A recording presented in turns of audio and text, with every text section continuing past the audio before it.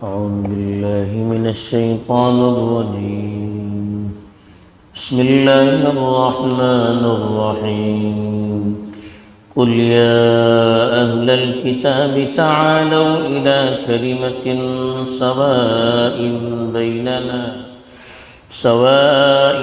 بيننا وبينكم ألا نعبد إلا الله ولا نشرك به شيئا ولا يتخذ بعضنا بعضا أربابا من دون الله فإن تولوا فقولوا اشهدوا بأننا مسلمون. الحمد لله والصلاة والسلام على رسول الله من والاه أما بعد. پیچھے کافی تفصیل سے اللہ تعالیٰ نے حضرت عیسیٰ علیہ السلام کے بارے میں خاص کر عیسائیوں کے اور یہودیوں کے جو غلط عقائد تھے ان کی تردید کی اور حضرت عیسیٰ علیہ السلام کی حقیقت کیا ہے پوری تفصیل سے اس کو بیان کیا تاکہ دونوں کی غلط فہمیاں دور ہو جائیں. اس لیے کہ عیسائی تو حضرت عیسیٰ علیہ السلام کو خدا کا درجہ دیتے تھے، خدا کا بیٹا کہتے تھے، اس کا ایک حصہ کہتے تھے، اور یہودی نعوذ باللہ ان پر غلط تہمتیں لگاتے تھے، اپنے دین سے ان کو دور کر کے اپنے دین کا دشمن سمجھتے تھے. ان کی والدہ پر بھی بری تہمت اور الزام لگاتے تھے. تو اللہ تعالیٰ نے اس طرح سے حضرت عیسیٰ علیہ السلام کا تعارف کیا جس سے ذہن کے خدشات، شکوک، شبہات اور غلط فہمیاں دور ہو سکتی تھی. اب اللہ تعالیٰ نے دونوں کو خطاب کر کے اہل کتاب چاہے وہ یہودی ہوں نصارہ ہوں دونوں کو خطاب کر کے ایسی بات کی دعوت دی ہے یا ایسے کلمے کی دعوت دی ہے جو سب میں مشترک ہے تاکہ سب ایک اللہ کی عبادت کریں.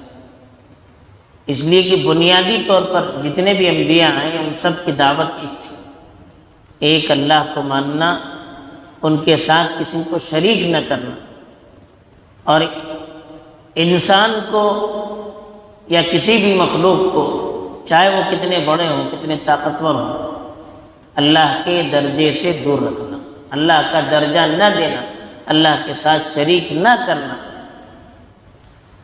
تو یہ بات تمام انبیاء کی دعوت میں مشترک تھی.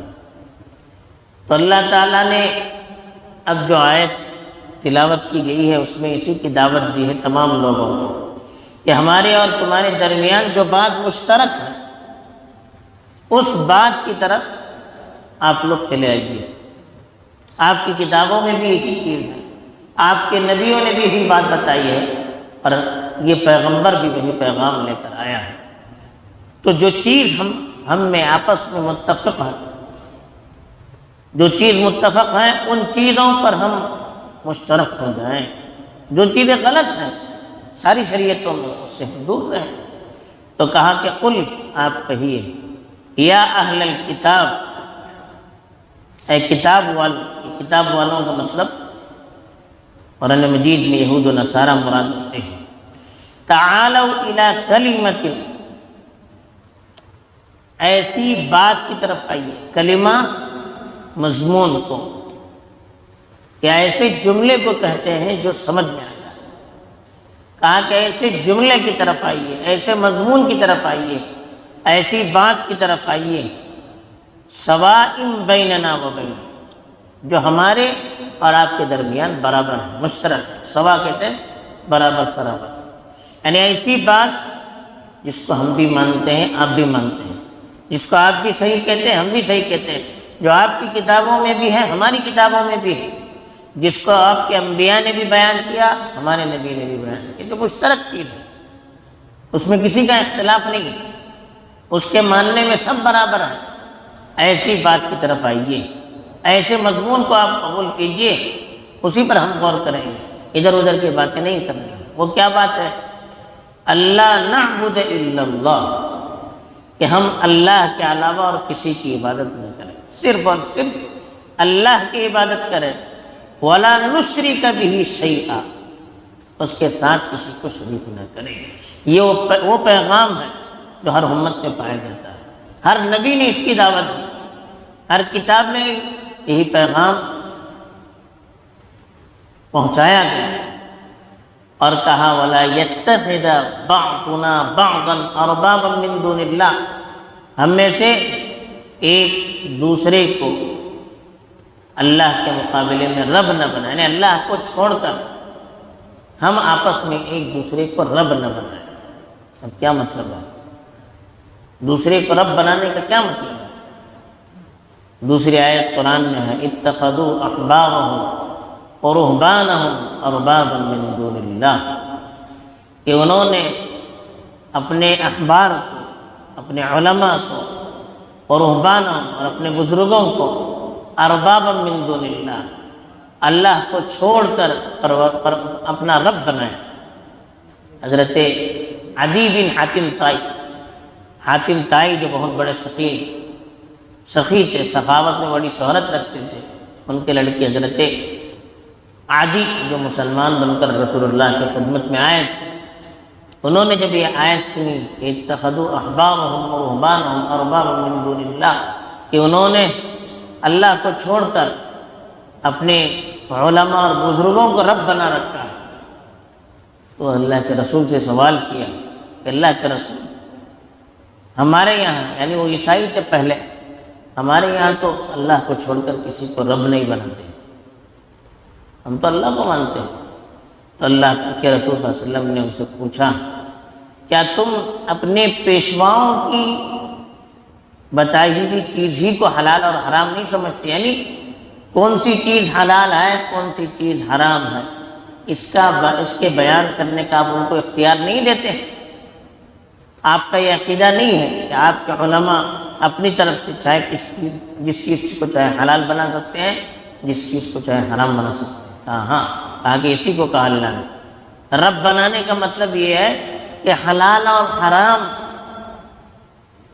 حلال کون سی چیز ہے، حرام کون سی چیز ہے، اس کو طے کرنے کا اختیار کسی کو دے دینا۔ تو یہ اگر ہم کسی کے بارے میں عقیدہ رکھتے ہیں کہ فلاں بھی اپنی طرف سے کسی چیز کو حلال کر سکتے ہیں، حرام کر سکتے ہیں، یہ شرک ہے۔ تو یہ یہود و نصارہ میں تھا، بعد میں ان کے یہاں ساری چیزیں ان کے پیشواؤں کے حوالے کر دی گئی تھی، ان کا عقیدہ بن گیا تھا کہ وہ جس کو چاہے حلال کر سکتے ہیں اور جس کو چاہے حرام کر سکتے ہیں۔ کہا کہ ہم آپس میں ایک دوسرے کو اللہ کو چھوڑ کر رب نہ بنائیں۔ یاد رکھیے کہ کسی عالم سے سوال کرنا، ان سے مسئلہ پوچھنا اس میں داخل نہیں۔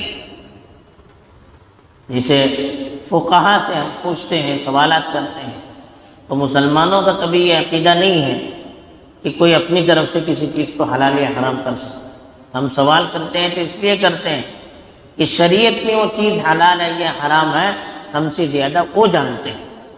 ہم کسی عالم کی پیروی کرتے ہیں، کسی عالم سے سوال کرتے ہیں، کسی امام سے سوال کرتے ہیں، کسی امام کی بات کو مانتے ہیں، تو یہ سمجھ کر نہیں کہ وہ امام اپنی طرف سے حلال یا حرام کرتا ہے، اس کو یہ اختیار، یہ نہیں ہے۔ ہم یہ سوچ کر اس کی بات مانتے ہیں کہ اللہ تعالیٰ نے کون سی چیز حرام قرار دی ہے، کون سی چیز حلال قرار دی ہے، ہمارے مقابلے میں وہ زیادہ جانتے ہیں، تو وہ شریعت کی روشنی میں ہمیں صحیح بتا سکتے ہیں۔ جو چیز ہم صحیح طور پر شریعت کی نہیں سمجھ سکتے، اس کو وہ صحیح طور پر سمجھ سکتے، اس لیے کہ قرآن اور حدیث کے سلسلے میں ہم سے زیادہ ان کو مہارت، تو اس لیے ہم ان کو سوال کرتے ہیں۔ ہمارے یہاں تو اللہ کے نبی کو بھی اختیار نہیں ہے، لا تحرموا ما احل اللہ لکم ولا تعتدوا، اللہ نے جس چیز کو حلال قرار دیا نبی کو اس کو حرام قرار نہیں دے سکتے، یہ اختیار تو صرف اللہ کا ہے، تو یہ ہماری شریعت میں ہے۔ تو یہود اور نصارہ کے یہاں ان کے علماء کو اختیار کرتے، ان کو یہ مقام حاصل تھا کہ وہ اپنی مرضی سے چاہے جس کو حلال کرتے ہیں یا جس کو حرام کر دیں۔ یہ ہمارے یہاں کسی کو حق نہیں ہے سوائے اللہ کے۔ فَإِن تَوَلَّوْا، اگر وہ منہ موڑ لیتے ہیں، یعنی آپ کی بات کو مانتے نہیں ہیں، کلمہ سوا جو ہمارے آپس کے درمیان جو بات مشترک ہے اس کو وہ قبول نہیں کرتے ہیں، تو آپ فقولوا، آپ کہیے، اشہدوا، آپ گواہی دیجیے کہ انا مسلمون، ہم اللہ کے مطیع اور فرما بردار ہیں۔ یعنی وہ مانے نہ مانے، آپ ان کے سامنے اعلان کیجیے کہ ہم تو اللہ ہی کو مانتے ہیں، اللہ ہی کے سامنے سر جھکاتے ہیں، اسی کی باتوں کو قبول کرتے ہیں، ہم اللہ کو چھوڑ کر کسی کو حلال اور حرام، کسی چیز کے حلال اور حرام کرنے کا حق نہیں دیتے، ہم اللہ کو چھوڑ کر اور کسی کی عبادت نہیں کرتے، ہم اللہ کے ساتھ کسی کو شریک نہیں کرتے۔ بہرحال یہ اللہ تعالیٰ کی طرف سے اللہ کے رسول کو کہا گیا، بلکہ مسلمانوں کو بھی کہا گیا کہ جو چیز آپس میں مشترک ہے اس کو سامنے رکھ کر دعوت دیں تاکہ آپس میں قربت بڑھ سکے۔ یہ یہود و نصارہ کے یہاں بھی اور جو یہاں کے مشرک ہیں ان کے یہاں بھی، توحید سب کے یہاں ہے، اللہ کو سب مانتے ہیں، تو جو چیزیں آپس میں ہمارے یہاں مشترک ہیں وہ چیزیں سامنے رکھ کر ہم دعوت کا کام کریں گے، ہم ایک دوسروں کو قریب کرنے کی کوشش کریں گے تو اس کا اثر زیادہ ہوتا ہے۔ دوسری چیز یہ بتائی گئی ہے کہ اللہ کے ساتھ کسی کو شریک نہ عبادت میں کر سکتے ہیں، نہ شریعت کی کسی چیز کو اپنے ارادے سے طے کرنے میں رہ سکتے ہیں۔ شریعت کی باتیں طے کرنا یہ اللہ کا اختیار ہے، باقی علماء جو کرتے ہیں وہ شریعت کے اصولوں کی روشنی میں یہ سمجھنے کی کوشش کرتے ہیں کہ کون سی چیز حلال ہے کون سی چیز حرام ہے، وہ اپنی مرضی سے کچھ بھی طے نہیں کرتے ہیں۔ اللہ تعالیٰ ہمیں صحیح سمجھ عطا فرمائے۔ آمین۔ وآخر دعوانا الحمدللہ رب العالمین۔ سبحان